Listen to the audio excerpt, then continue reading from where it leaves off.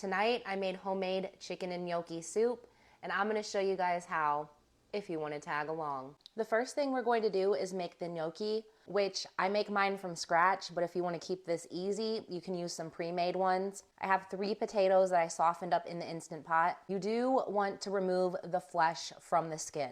You're going to go ahead and mash that together really good with a fork. Take 1 spoonful of Greek yogurt, 1 egg, salt and pepper, some all-purpose flour. This you add just a little bit at a time. I like to eyeball it. You're going to combine this until it forms into a dough. Take some flour to your cutting board. Once you've started to get a dough with your potato mixture, you're going to go ahead and knead that a little bit. That's going to really help wake up the gluten in your potato and really help form this into a dough. I'm going to put this in the fridge for about 15 to 20 minutes before I roll these out. I'm going to separate that into quarters, roll those out into logs. You're going to go ahead and cut those into nice little pillows.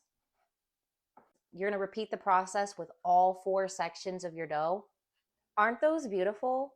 1 onion, you are going to take the panties off of that bad boy, dice that up. All my veggie scraps go in something that I call a veggie scrap bag. I save most of my vegetable scraps in order to make veggie broth to save money. Slice up your celery.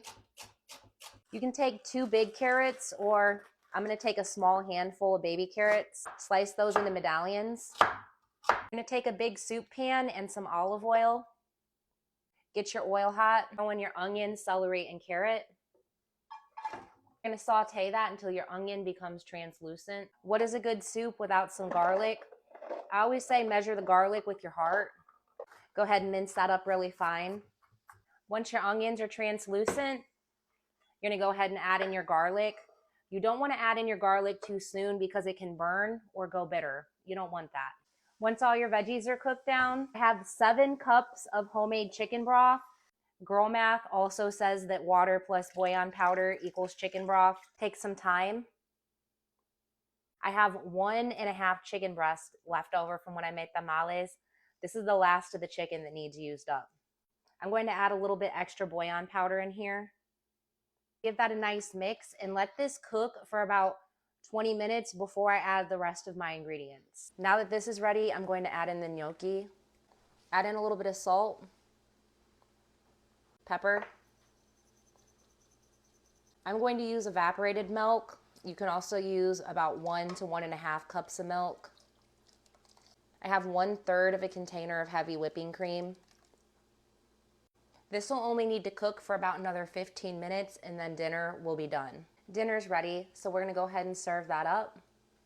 We're gonna keep this really simple and top it off with some fried garlic. Here's a bite for you guys. Be careful, it's hot. And just like that, using up some leftovers and letting nothing go to waste, you'll have a delicious chicken and gnocchi soup.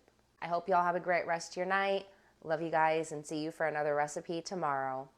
Bye.